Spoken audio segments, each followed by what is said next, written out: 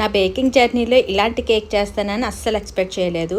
First order ఇవ్వగానే cancel అని చెప్పేసాను. అస్సలు చేయనని చెప్పాను. కాకపోతే రెగ్యులర్ కస్టమర్ అవ్వడంతో చాలా రిక్వెస్ట్ చేశారనమాట. పేరు చెప్పగానే నేను అసలు చెయ్యనండి, నా వల్ల కాదు, ఇలాంటి కేక్స్ కూడా నేను చెయ్యను అని చెప్పాను. చాలా కన్విన్స్ చేశారు. బట్ లాస్ట్కి యాజ్ ఎ హోమ్ బేకర్గా ఈ కేక్ ఆర్డర్ అయితే తీసుకోవాల్సి వచ్చింది.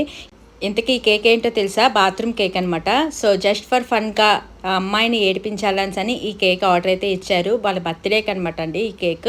సో చాలా ఫన్నీగా అనిపిస్తుంది. బట్ చేసేటప్పుడు చూసేటప్పుడు కూడా చాలా చిరాగ్గా కూడా అనిపిస్తుంది అనమాట. నా లైఫ్లో ఎలాంటి కేక్ చేస్తానని అస్సలు ఎక్స్పెక్ట్ చేయలేదు. సో ఫస్ట్ అయితే వద్దని చెప్పేశాను. బట్ చాలా కన్విన్స్ చేశారు. ఏడిపించడానికి అక్క అని అన్నారు. అలాగని కేక్ తినలేదు అని చెప్పలేదు. క్రీమ్ అంతా అవాయిడ్ చేసి తినేశారు. టేస్ట్ కూడా చాలా బాగుంది అక్క అని అన్నారు.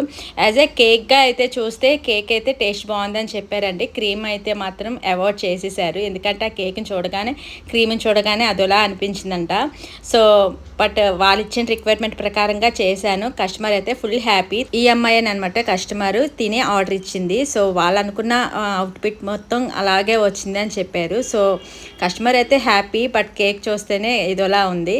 అండ్ ఫర్ కేక్ విషయానికి వస్తే ఇలాంటి ఫన్నీ కేక్స్ మీకు కూడా కావాలి అంటే వాట్సాప్ నెంబర్ స్క్రీన్ మీద పెడతాను. ఆ నెంబర్కి అయితే మీ ఆర్డర్ని పేస్ట్ చేసుకోవచ్చు. ఇలాంటి ఫన్నీ కేక్స్ మీకు కావాలి అంటే నా ఛానల్ ఫాలో అయిపోండి. Bye bye.